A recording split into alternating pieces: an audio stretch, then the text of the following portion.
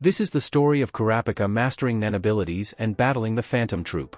In the world of hunters, Nen abilities can be divided into 6 major systems: enhancement, transformation, emission, manipulation, conjuration, and the rarest, specialization.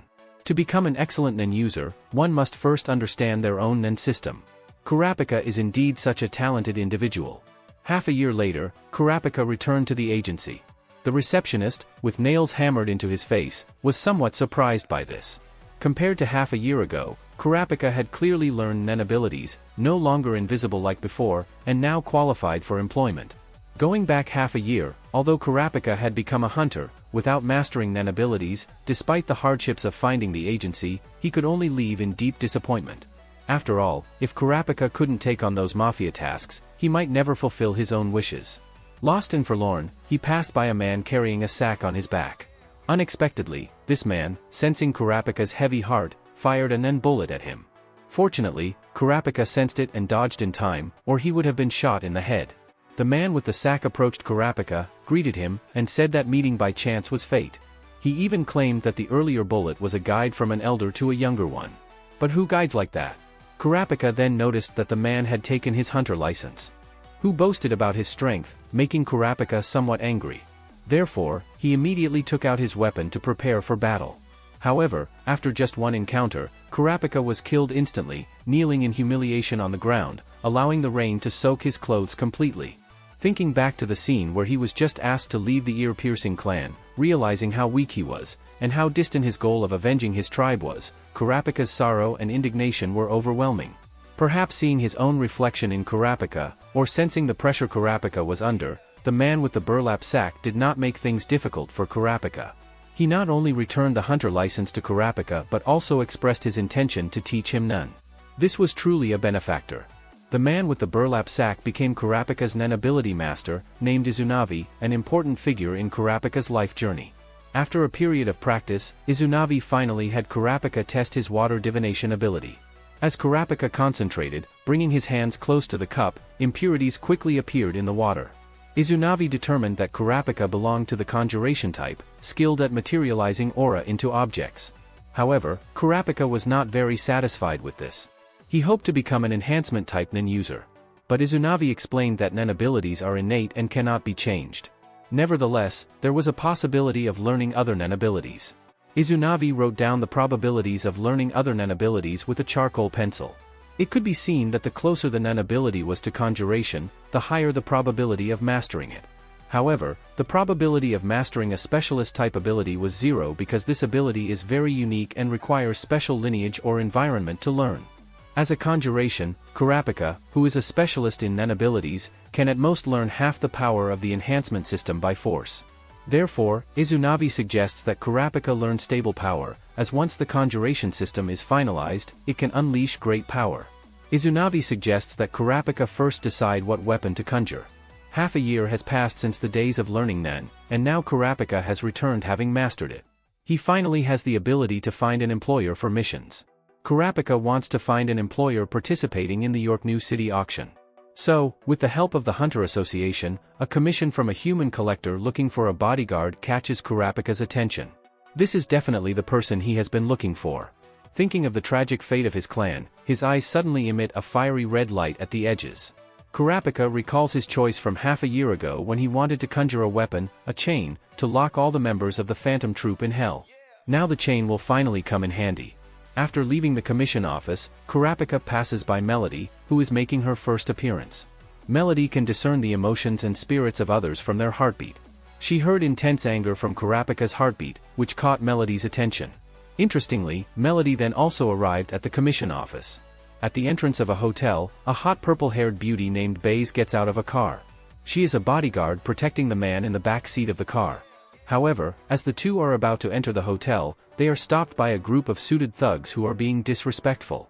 The thugs even dare to harass Baze, and the man in the white suit demands that Baze protect him closely for the night. Upon hearing the provocative request, Baze unexpectedly steps forward and kisses him, causing a lightning bolt of love to explode in the man's heart. At this moment, Baze's 180-point love slave skill was activated. The man in the white suit had already turned into Baze's slave.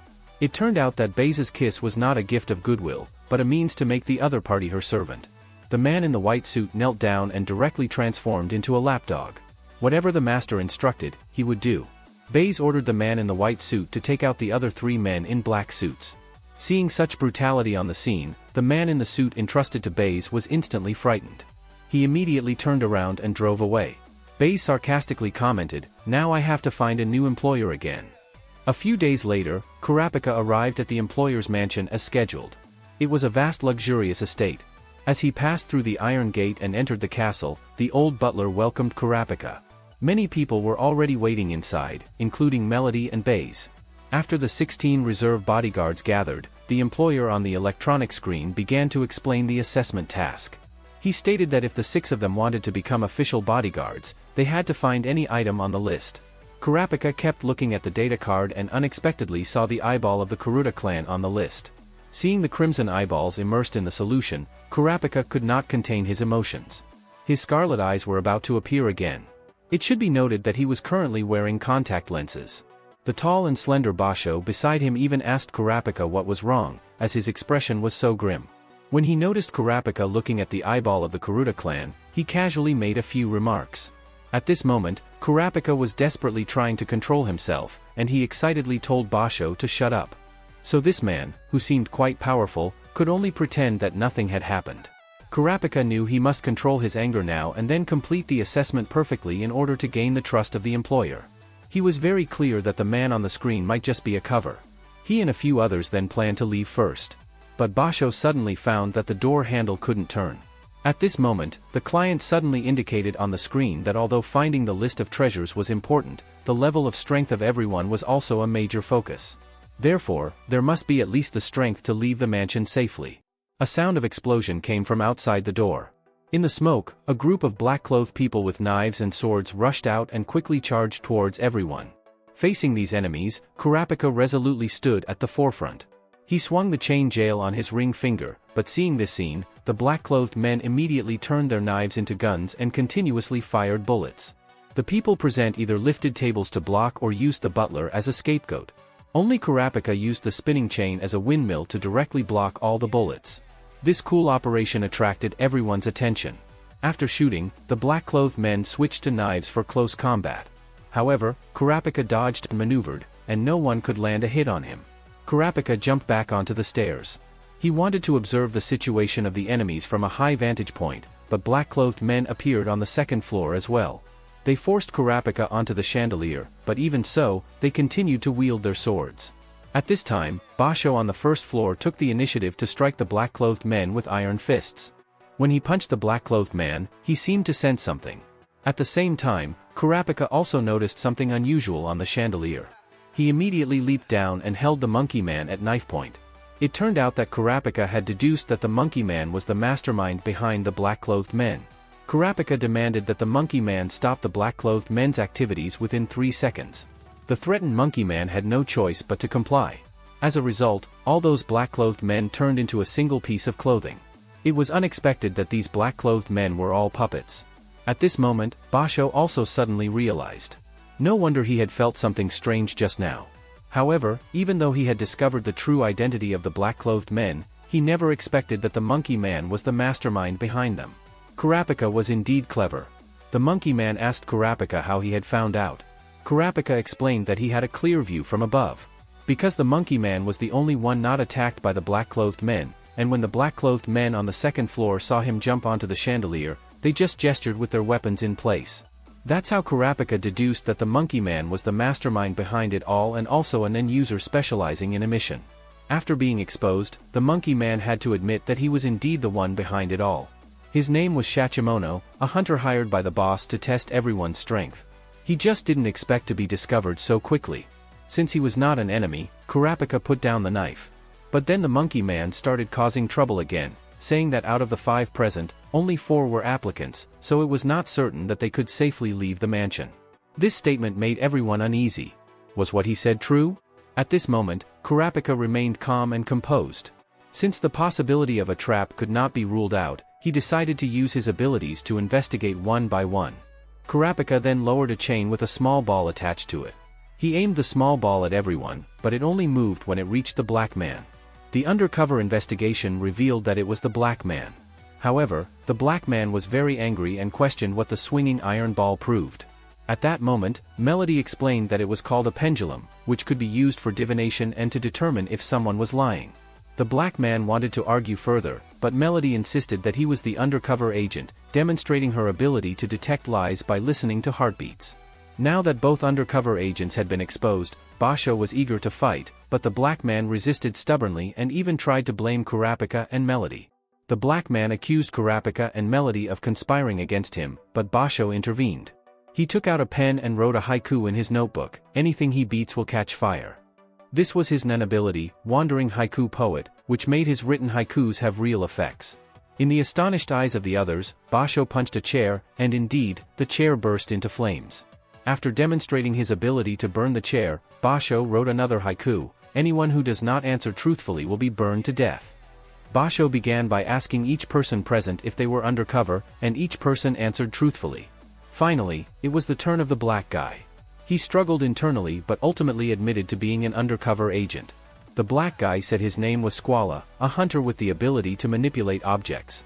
He had already given a command using his ability, so even if he was identified, it might not be possible to pass. Just as he firmly believed that no one could leave, the purple-haired Beauty Bays unexpectedly stepped forward and gave him a kiss, triggering a 180-point love slave effect. The Black Guy instantly turned into a lapdog, continuously calling out to his master.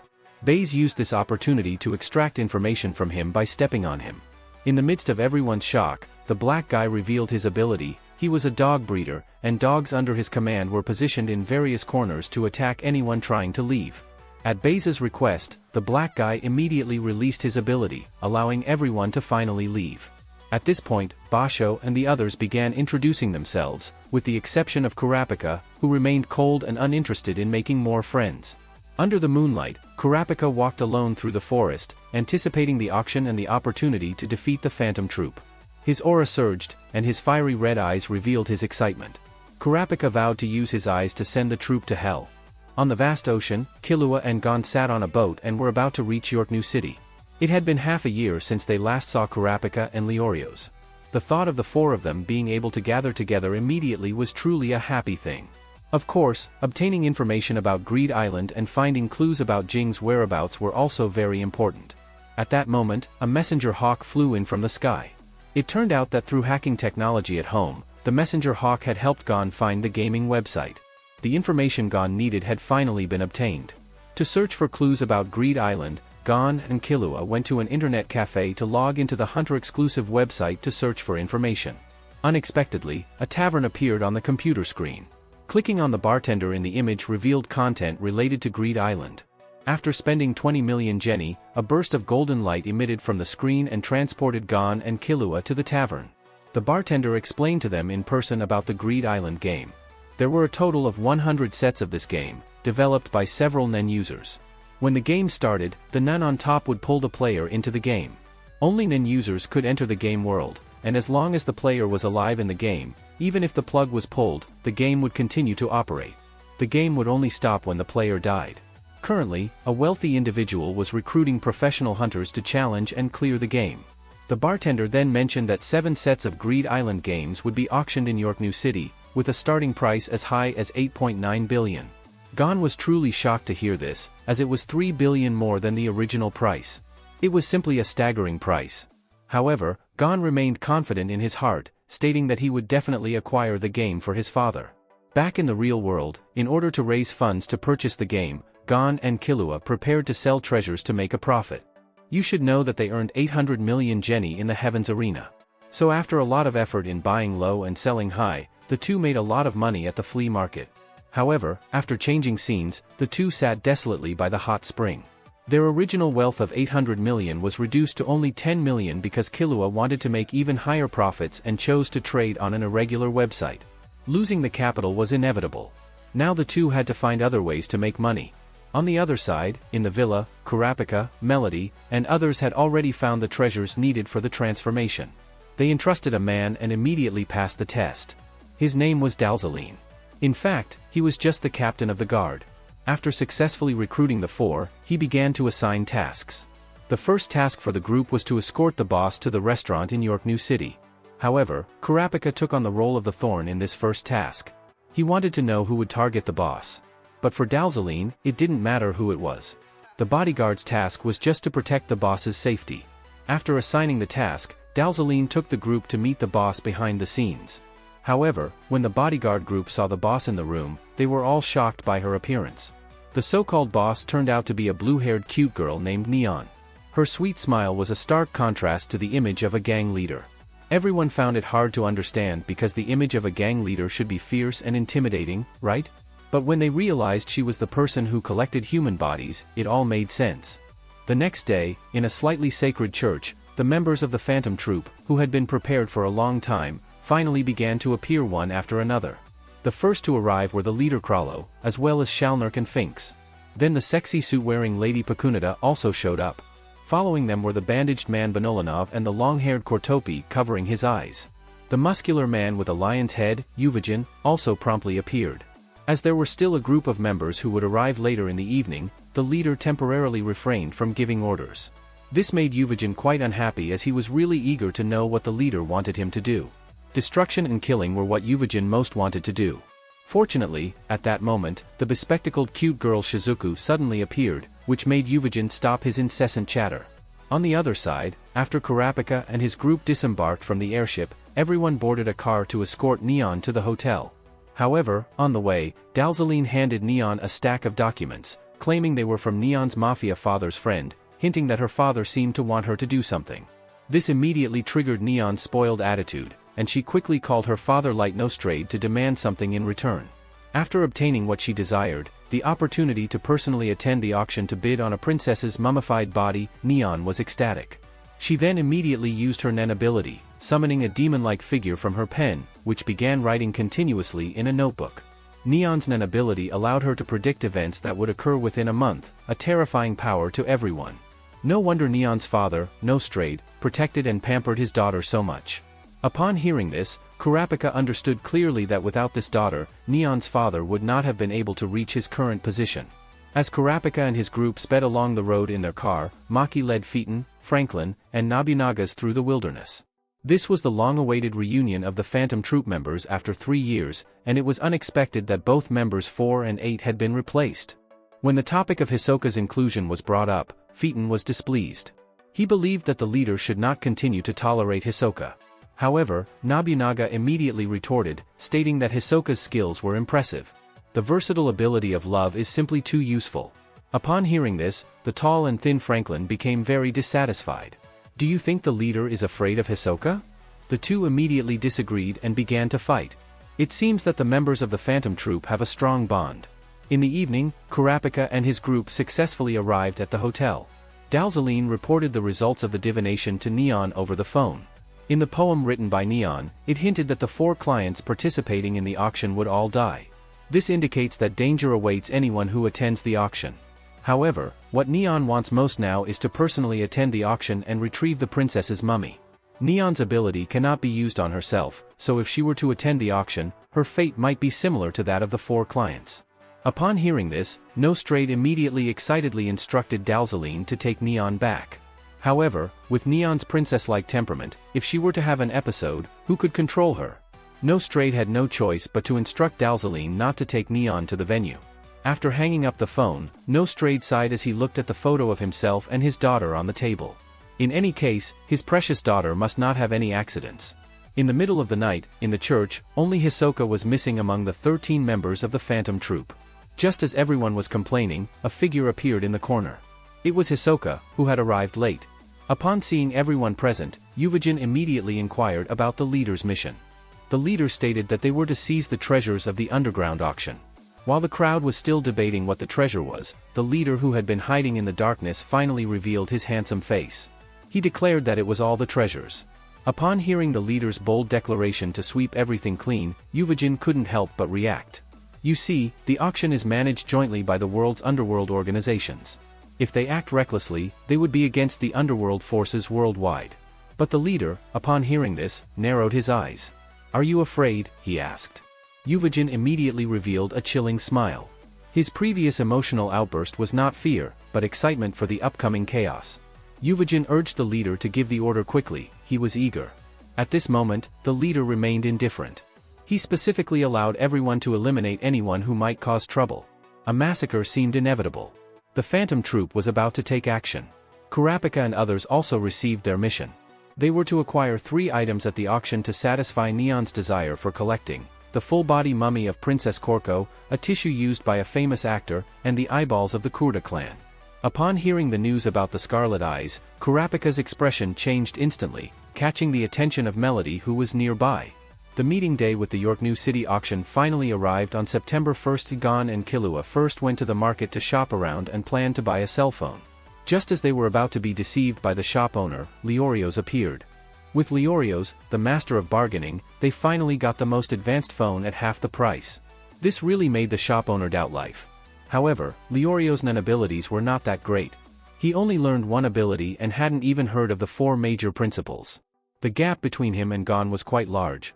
Funny thing is, he thought he had already mastered none. Meanwhile, Maluki was frustrated trying to crack the program of Greed Island. Since manpower couldn't solve the problem, he decided to use money power. So, Maluki planned to buy the game at the Yorknew City. However, he only had 12.7 billion in funds and couldn't be sure if he could take down Greed Island. So, he called his father and borrowed 15 billion, with the condition of helping the other kill 15 people. In Yorknew City, to bid for the mummy of Princess Coco, Dalzaline sent a bodyguard, Monkey Boy, and Baze to form a 3-person team to bid. Basho and bodyguard Linson were in charge of monitoring the back door, while Kurapika and Melody were in charge of the front door. Squala and Dalzaline were responsible for protecting the young lady. At the Yorknew City market, to help Gon raise money to buy the game, Leorios came up with an idea. He took out a diamond worth 3 million and wanted passers-by to pay 1,000 to compete with Gon in arm wrestling. If they beat Gon, they could get the diamond. Seeing that Gon was just a skinny kid, countless citizens took out money to participate. At this moment, Gon remembered Leorios' advice to barely win by controlling his arm strength and occasionally pretending to be in pain, as this was the only way to keep making money.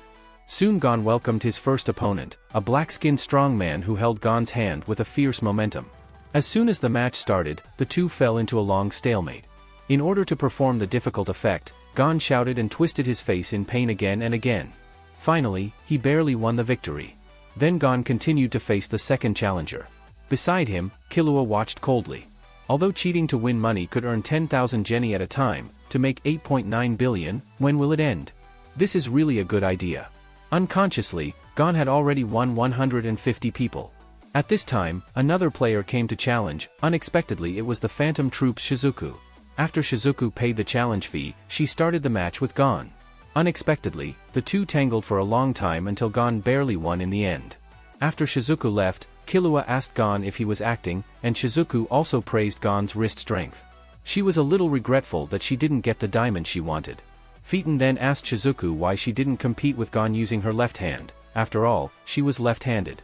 When Shizuku came to her senses, she immediately realized her mistake and wanted to compete again. However, the troupe was about to take action, and the match did not fit the troupe's style. They always just snatch what they want. Because Dalzaline doesn't allow her to participate in the auction, causing Neon to get angry. She kept throwing things in the room in a fit of temper, smashing Dalzaline's head full of bags. Fortunately, after the commotion, Neon fell into a deep sleep. Seizing a moment of peace, Dalzaline immediately expressed to Nostrade that when the young lady wakes up, she will definitely continue causing trouble. He won't be able to handle it by himself then. Nostrade had to reluctantly agree to come over as soon as possible. Now, the top priority for everyone is to acquire treasures to make Neon happy. After hanging up the phone, Dalzaline used his phone to inquire about the situation at the auction site from Kurapika. Kurapika said everything was normal at the main entrance. He looked at the auction building opposite, unable to help but eagerly anticipate the arrival of the Phantom Troupe. Melody, who was nearby, heard Kurapika's heartbeat. She couldn't help but speak up. The heartbeat just now was as full of anger as when they first met. And when she saw the information about the Scarlet Eyes before, Kurapika's heartbeat was even more filled with anger. There must be a connection between the Scarlet Eyes and Kurapika. Melody voiced her doubts about Kurapika.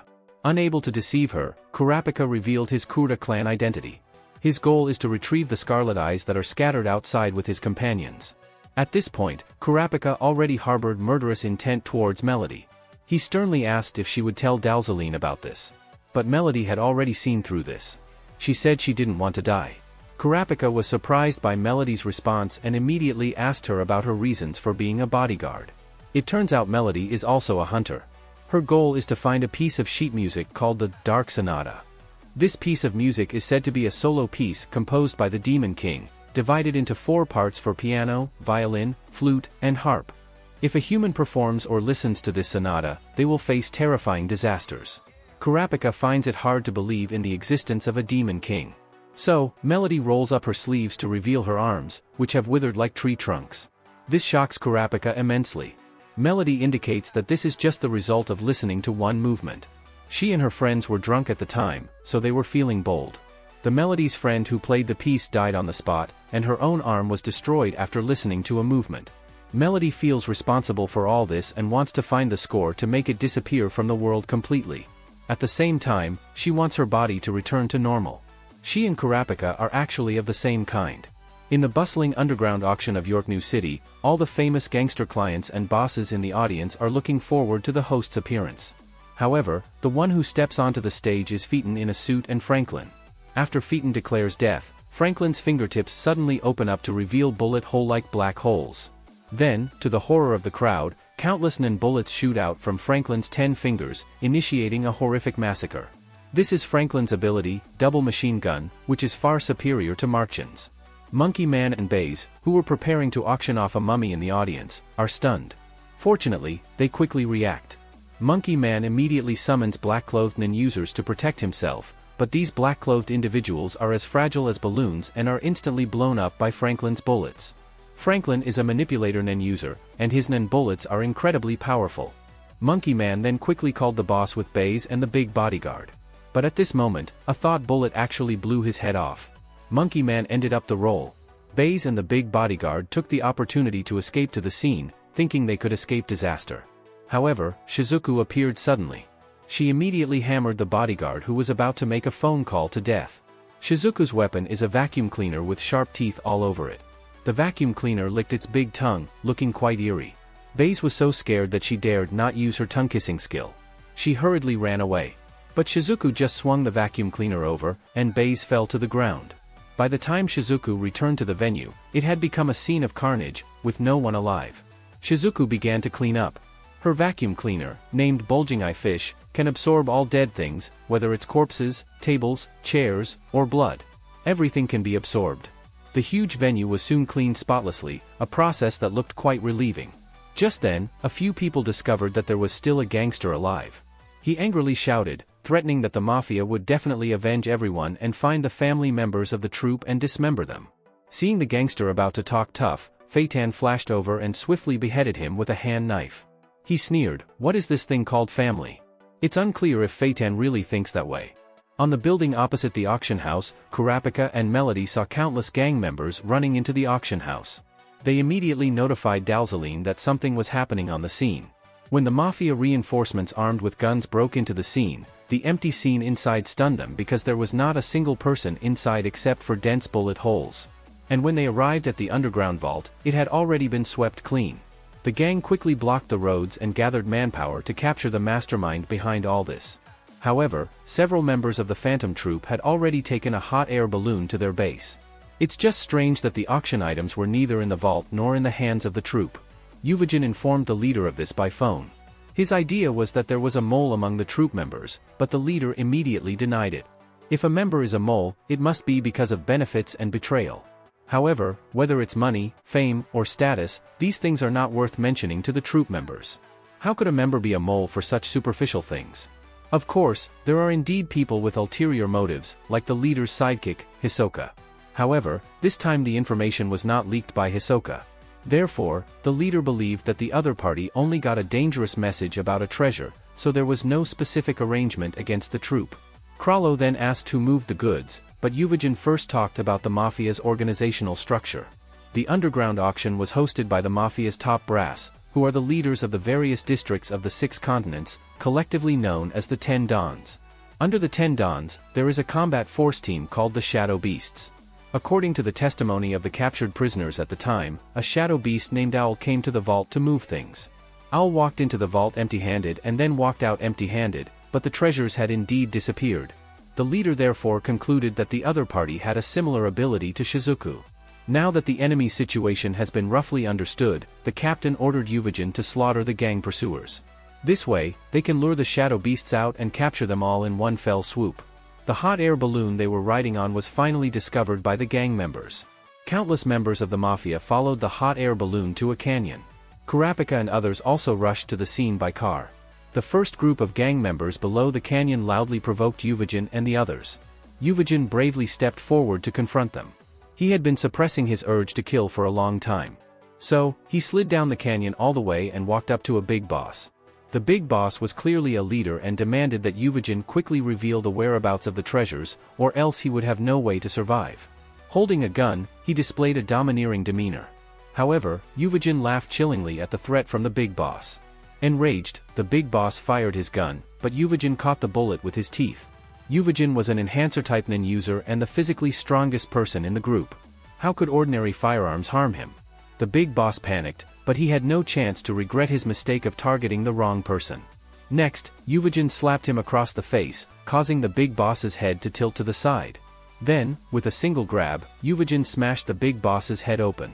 This terrifying display of strength shocked the gang members in front of him. Yuvajin immediately rushed in and began a massacre with his physical skills. Soon, the scene was filled with corpses. However, the members of the group on the canyon felt a bit bored. At the suggestion of the swordsman, they started playing poker with Shizuku and others. At this moment, the second group of gang members quickly arrived, with the bald leader still being arrogant, carrying a rocket launcher that could even blast tanks to pieces. Therefore, he thought it would be easy to blow up a human. But this made Yuvajin feel annoyed. Was his body only comparable to a tank? So he reached out his hand to face this explosion head-on. The explosion caused thick smoke on the scene, but when the smoke cleared, Yuvajin's jacket was the only thing blown. They panicked and fled, chased by Yuvajin one punch at a time. Kurap's time. He was using his binoculars to check the situation on the battlefield not far away. Yuvajin in the canyon was too strong. They had originally planned to go forward to capture people and find out the whereabouts of the treasure, but now almost no one was willing to go forward. This was originally unrelated to the job of a bodyguard. And just then, Melody suddenly heard an extra heartbeat. Then they found that the ground behind them was bulging up, and a man who looked like a worm emerged from underground. He was a member of the Shadow Beats, Worm. In addition to Worm, 3 more Shadow Beats members arrived at the scene: the rabid dog with a mouth full of fangs, the sly man with a split chin, Leech, and the little bald-headed boar, Porcupine. After learning that Kurapika and others were bodyguards of the Nostrade family, they asked them to leave first. In the canyon, Yuvajin had already killed all the ordinary gang members. Seeing the Shadow Beats arrive, the swordsman who was playing cards wanted to ask Yuvajin if he needed help. But who was Yuvajin? Unless there was really no other way, he wouldn't let his companions help. At this moment, 3 shadow beasts including leeches and dogs stand in front of Yuvajin, asking him where the guests have gone. Yuvajin immediately replies that they have all been killed, showing no fear at all. He only wants to know the whereabouts of the auction treasures. However, just then, a earthworm suddenly emerges from beside him and delivers a heavy blow to Yuvajin. Surprisingly, Yuvajin is unharmed, but the earthworm's finger is broken. This situation greatly surprises the earthworm, but before he can think further, Yuvajin retaliates with a punch that caves in his face. However, the earthworm is not to be underestimated. Despite the pain, he grabs Yuvajin with his broken hand and then burrows underground, restraining Yuvajin on the surface. The earthworm gives Yuvajin an ultimatum: either be dragged underground to suffocate to death or be killed on the surface by the other 3 shadow beasts. At this moment, Yuvajin suddenly grins maliciously, raising his right hand high. Bright red light swiftly gathers on it, and he delivers a heavy punch to the ground, causing a violent explosion that shatters the earth inch by inch. Even the shadow beasts 10 meters away can only hurriedly dodge. This is Yuvajin's signature skill, the super destructive fist. Yuvajin's immense combat power astonishes Kurapika and the others. They have never seen such a formidable nen user before. The scene has now been blasted into a huge pit, leaving only a charred arm of the earthworm. At this moment, the undershirt on Woken's back slowly slips off, revealing the iconic spider tattoo with the number 11 inscribed inside, indicating Yuvajin's rank within the Phantom Troupe. The revelation of Yuvajin's true identity and the astonishing blow from earlier finally made the 3 shadow beasts somewhat wary. However, upon witnessing this scene, Kurapika's anger surged to a level of 12. His heart was pounding fiercely, and his eyes were blazing red, almost overpowering his contact lenses. After dealing with the earthworm, Yuvajin arrogantly called for the next shadow beast to come forward and meet their doom. But at this point, the shadow beasts were not foolish enough to engage him in single combat. They aimed to secure victory with a 3-on-1 advantage. Facing the three charging towards him, Yuvajin's first punch landed on Porcupine. Unexpectedly, Yuvajin failed to knock Porcupine back, as Porcupine could manipulate its body hair to become tough needles, trapping Yuvajin's fist and preventing it from reaching Porcupine's body. Suddenly, a blur passed by Yuvajin, tearing off a chunk of flesh from his shoulder. It was Rabid Dog launching a sneak attack. Astonishingly, Rabid Dog's teeth could pierce through Yuvajin's steel-like flesh, surprising the members of the Phantom Troupe. The card-playing swordsman once again offered assistance to Yuvajin, but he declined, wanting to handle the situation himself. Yuvajin attempted to shake off Porcupine on his hand, but all his efforts were in vain. Thus, he decided to use Porcupine as a makeshift fist. He unleashed Porcupine Punch towards the leech, but it failed to harm the leech because Porcupine's ability could be used in both defensive and offensive ways, making its body hair either rigid or soft. Seizing this opportunity, Rabid Dog took another bite out of Yuvajin's thigh. Yuvajin was very angry, but then his expression suddenly changed, and he sat down on the ground. It turned out that the neurotoxin in the Rabid Dog's teeth finally took effect. Now it's time for the leech to take action. It clung to Yuvajin's back and injected a little cutie into Yuvajin's wound with its thick tongue. It is said that these little cuties will crawl down Yuvajin's bladder along the blood vessels and lay eggs. Once hatched, there will be billions of them.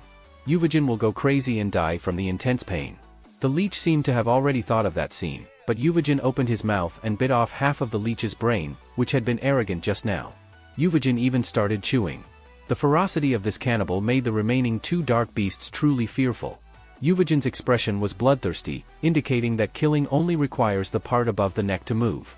Then he took a deep breath and spat out a white object from his mouth, which turned out to be the leech's skull. Rabid Dog thought he could block it, so he only reached out his left hand. As a result, the skull pierced through his palm and hit him right between the eyebrows. Finally, it was Porcupine's turn. Porcupine was almost scared silly at this point, but after careful consideration, he felt that his fur was not afraid of any type of bullet. However, Yuvajin continued with the same trick. He took another deep breath, but this time he closed his mouth and made a muffled sound. Shalnark and others on the canyon immediately covered their ears when they heard the sound because Yuvajin was now using a lion's roar, accompanied by a strong roar. Instantly, dust flew around and the whole earth shook and trembled. The shadow beast, Porcupine, was also roared to death. Seeing the four shadow beasts all killed in battle, Kurapika not far away couldn't help himself. He threw the telescope to Dalzaline and walked straight towards Yuvajin. When the group heard Kurapika say he wanted to capture Yuvajin, they were immediately shocked. Dalzaline hurriedly tried to stop him, but this avenger no longer listened to any advice. Kurapika's heartbeat was full of anger and hatred. He had lost his reason. To prevent Kurapika from going to his death, Melody immediately played the flute. The melodious flute music led everyone into a peaceful flower field. This spring of the wilderness finally calmed Kurapika down. He stepped forward and thanked Melody sincerely. However, Kurapika still planned to capture Yuvajin, but this time he would use his head. On the canyon side, Yuvajin wanted Shizuku to help him absorb toxins and the little cuties in his body. However, Shizuku's protruding-eyed fish could not absorb living things, so it could absorb toxins but not the little cuties. Shalnark then jumped to Yuvajin's side, and with his broad knowledge, he had a way to deal with it. Because the hatching of the insect eggs requires a certain concentration of ammonia. So Shalnark requested Yuvajin to keep drinking beer continuously. As Franklin was about to leave to buy alcohol, Shizuku took out a vacuum cleaner to help Yuvajin absorb the toxin. However, at that moment, a chain suddenly wrapped around Yuvajin's body, dragging him into the darkness. Fortunately, Maki quickly used a needle and thread to stitch Yuvajin's body. Her Nen thread has tracking capabilities, and as long as the opponent doesn't use Nen, they won't notice the thread's presence. The members of the Phantom Troupe thought it was the work of a Nen beast and immediately planned to pursue and capture the person who took Yuvajin and eliminate the remaining Nen beasts. Meanwhile, Kurapika and others were driving towards the base. Despite being locked up, Yuvajin was still not honest. He tried to disturb Kurapika, who was driving, with his words. However, when Kurapika turned around and stared fiercely at Yuvajin, he immediately felt the chain on his body increasing in strength. Because Kurapika was driving without looking at the road, the situation became even scarier. In fact, The ability Kurapika was using at that moment is called Chain Jail, a power that can only be used on members of the Phantom Troupe. Kurapika had sworn that if he used this ability on a non-member of the troupe, his heart would stop beating immediately. This is the restraint and strengthening brought about by restrictions and vows. The stronger Kurapika's restraint and determination, the greater the effect of his nen. Kurapika had truly exerted all his efforts to deal with the Phantom Troupe. He used his chain jail to capture Yuvajin and then drove away from the scene. However, a car kept following closely behind him, which puzzled him. Immediately, a few people activated their abilities. Sure enough, they found an nen thread on Yuvajin. Although the black guy promptly threw the thread out of the window, they were unable to shake off the Phantom Troupe. A big battle seemed inevitable. But at that moment, a man suddenly jumped onto the hood of the troupe's car. He took out a piece of dark gray cloth and instantly wrapped the entire car in it. As the car rolled over and over, both it and the cloth began to shrink. Eventually, the entire car was packed into the cloth bag. The man then picked up the bag, only to hear Nobunaga's shouting from inside. It turned out that when the car was rolling, the others had already jumped out of the window, but Nobunaga was in an awkward position, so he couldn't escape in time. Nobunaga yelled loudly from inside the bag, feeling very unhappy with the troupe. The man who captured Nobunaga with the cloth is Owl, a member of the Shadow Beasts. At this point, the others started to discuss Owl, making him immediately alert. After all, he was not familiar with the people in front of him, and why were they so calm and composed? At this moment, other members of the Shadow Beasts also arrived at the battlefield. One of whom even had bat wings. It turns out that the Shadow Beasts are all animals. But these people all look like extras at first glance. What's even more lamentable is that as extras, they are not even aware of it. The so-called weakness and ignorance are not obstacles to survival. Arrogance is. Therefore, when they ignored Owl's advice and actively attacked the Phantom Troupe, the outcome was already doomed. In just the blink of an eye, all the Shadow Beasts were killed. In the end, only Owl, who had information about the auction items, remained. Because he still had utility value, the Phantom Troupe temporarily spared his life. However, before interrogating Owl, they had to make him release Nobunaga. However, Maki and the others had objections to this. Releasing Nobunaga would just cause another stampede, wouldn't it? Nobunaga in the bag was getting impatient. Therefore, when he came out, he vented his anger at everyone. But because the members of the group couldn't really turn against each other, Nobunaga could only rage helplessly at the air. On the other side, Kurapika and the others had already returned to the city with Yuvajin. They locked Yuvajin on an iron bed and injected him with a large amount of muscle relaxant. Dalzaline interrogated Yuvajin about where he had hidden the treasure. However, Yuvajin couldn't be bothered to pay attention to Dalzaline at all. He just asked how many hours he had slept. Yuvajin's disdainful attitude made Dalzaline very dissatisfied. He drew his long knife and stabbed Yuvajin fiercely. However, the nun attached to Yuvajin's skin instantly shattered Dalzaline's long knife, leaving Dalzaline completely stunned. Kurapika on the side couldn't help but admire Yuvajin. This strong man faced such a scene without any panic, his mental strength was simply unbreakable, definitely a seasoned warrior. Yuvajin then proposed to make a deal with everyone. As long as they let him go, he could spare everyone's lives. After all, no one present knew where the auction item had been transferred to, indicating that this matter had nothing to do with everyone. This arrogant statement shocked Dalzaline and the others. However, Melody judged from Yuvajin's heartbeat that he was definitely not lying. Not only did he not lie, but he still felt in control of everything. However, how could Kurapika let Yuvajin go? With a cold face, he asked Yuvajin what the Phantom Troupe killing the people at the auction venue was all about. Yuvajin calmly stated that it was because the plan was to kill them all. Seeing Yuvajin's indifferent expression, Kurapika fiercely punched Yuvajin in the face, feeling angry that the troupe was recklessly taking lives. What's the difference between today and 5 years ago? Kurapika's eyes turned fiery red in an instant.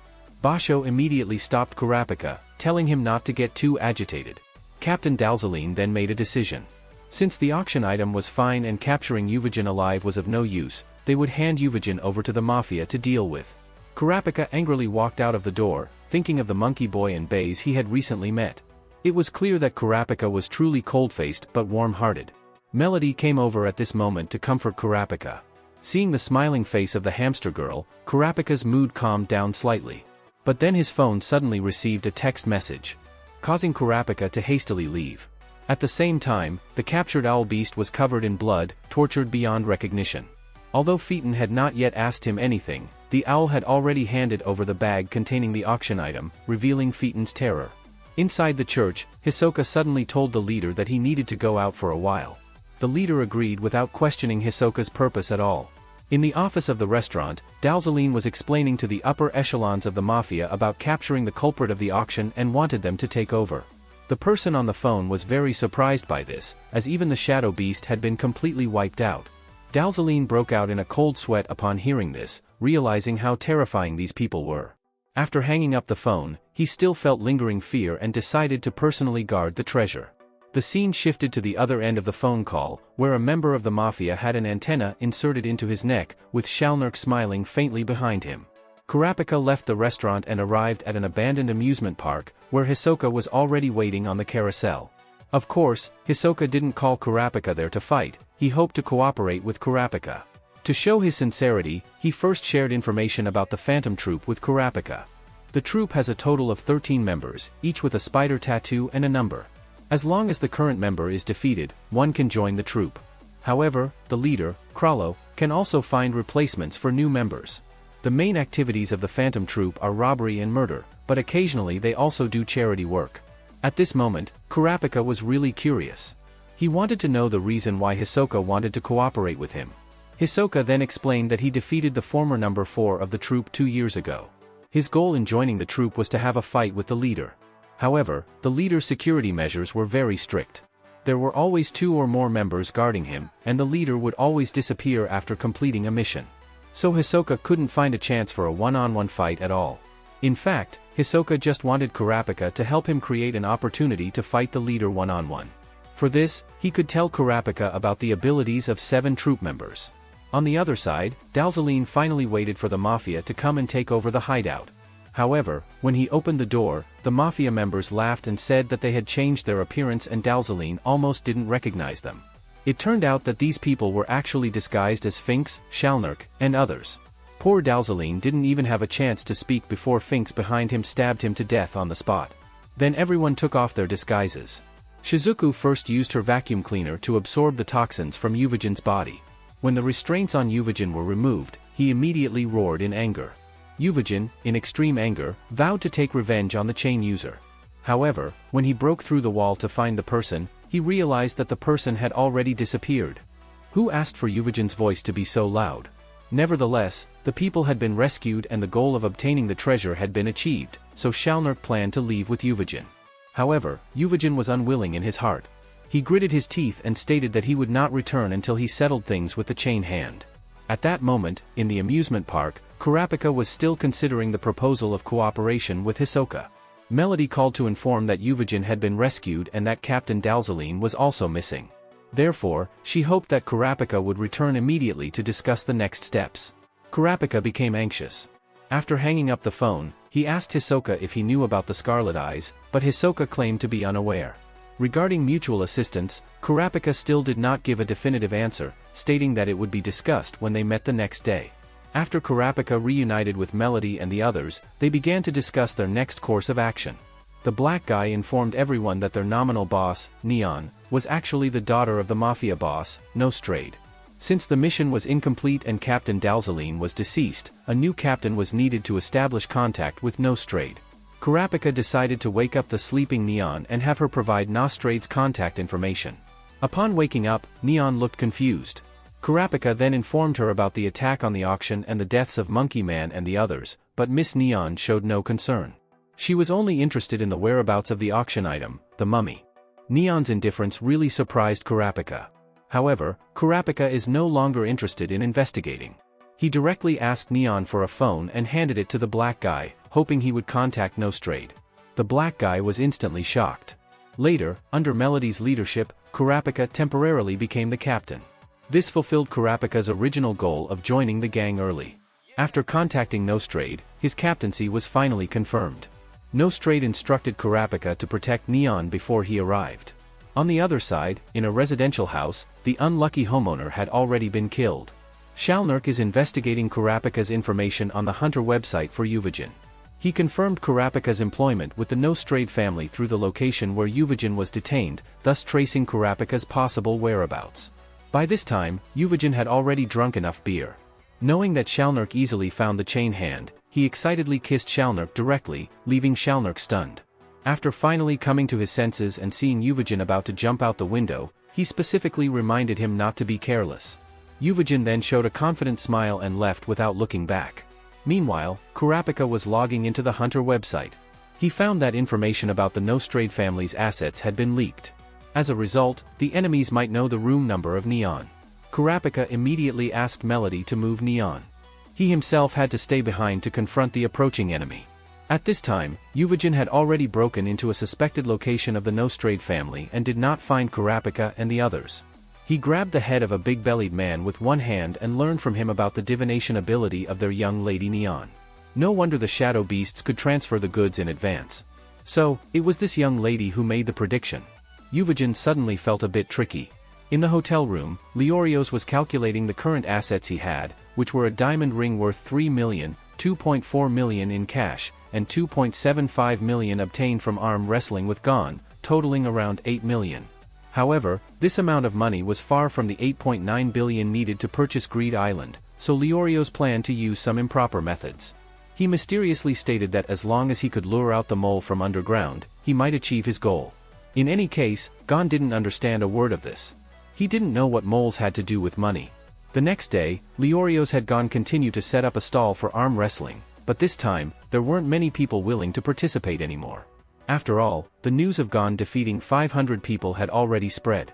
However, 2 men in suits from the Mafia came to the door shortly after. It turned out they were the so-called moles.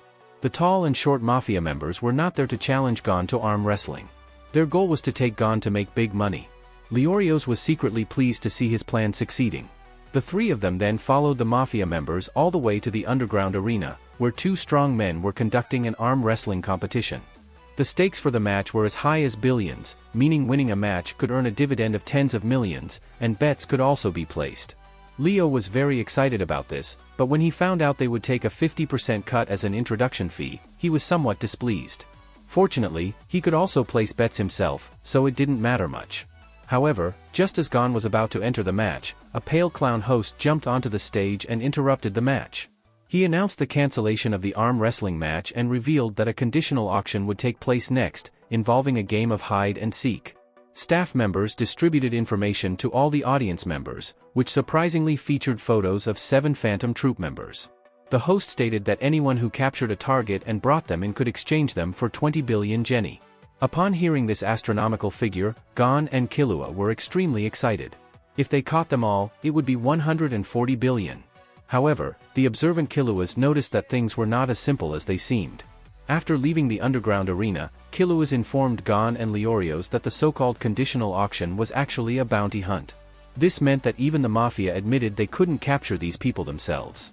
Based on the events of the previous underground auction, he deduced that these 7 individuals were members of the Phantom Troupe, making it difficult to apprehend them. It was only then that Gon and Leorios realized the true situation. The group immediately recalled Kurapika, and Gon promptly made a phone call. But there was no answer because Kurapika was not in the mood to answer the phone at the moment. He was quietly waiting for the enemy to arrive. Indeed, the visitor was Yuvajin. Yuvajin acknowledged Kurapika's courage to fight alone and asked him about the battlefield. He wanted to kill the opponent in a place Kurapika liked, so Kurapika proposed to have the decisive battle in the wilderness. He said disdainfully that Yuvajin's wailing would surely be too loud and disturb others' sleep, which was not good. Hearing Kurapika daring to mock him like this, Yuvajin could no longer contain his anger. So, how many rounds can Yuvajin last against Kurapika? Under the Crimson Blood Moon, Kurapika and Yuvajin are about to engage in a life-and-death battle in the canyon. At this moment, he was not very clear about the Scarlet Eyes matter. However, he had been following the Phantom Troupe's actions. He questioned Yuvajin about how it felt to kill innocent people. Yuvajin just coldly said it was nothing special. This scum's response completely angered Kurapika.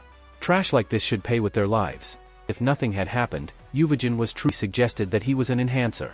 How could one person possess multiple non-attributes at the same time? Yuvajin found it hard to comprehend. At the same time, Kurapika also found Yuvajin's combat power somewhat incomprehensible. Taunting Yuvajin, he asked if that was his full strength. This remark infuriated Yuvajin, causing his eyes to instantly turn bloodshot. Once again, a sword directly behind Yuvajin, hitting him in the back with a punch that stopped Yuvajin's heart abruptly. But it wasn't over yet, and bring out the nun ability of conjuration to the extreme. You see, normally, if a NEN user wants to bring their strength to 100%, the only possibility is to naturally possess that type of ability. Kurapika saw the doubt in Yuvijan's heart and immediately displayed his scarlet eyes. The reason he can perfectly bring out abilities of other types is because he has scarlet eyes. Seeing these beautiful eyes, Yuvijan finally remembered the scene of slaughtering the Kurta Clan. His expression instantly became fierce. Those guys indeed have strong fighting power. Yuvijan's fighting spirit ignited instantly. He decided to compare his brute strength with Kurapika's hatred to see which one was stronger. Yuvijan tried to break free from the chain using brute force, but even if he exerted one uses, he does not answer. He just asks Kurapika to kill him. Kurapika is very displeased with Yuvijan's indifferent attitude. As his fist falls, Kurapika's hand is already covered in blood. At this moment, Kurapika is truly angry. The taste and warmth of blood make him want to retreat. Why can your troop members kill without any concern or thought? Answer me, why? But at this feels that Yuvijan's situation is quite bad. This makes the leader truly regretful. He should have chased after them at that time. At this point, the leader has already decided that if Yuvijan does not return by dawn, the troop will change their plan. Thank you for watching the entire video. Don't forget to click the subscribe button, like, share, and also hit the notification bell to receive updates when the channel releases new videos. Thank you.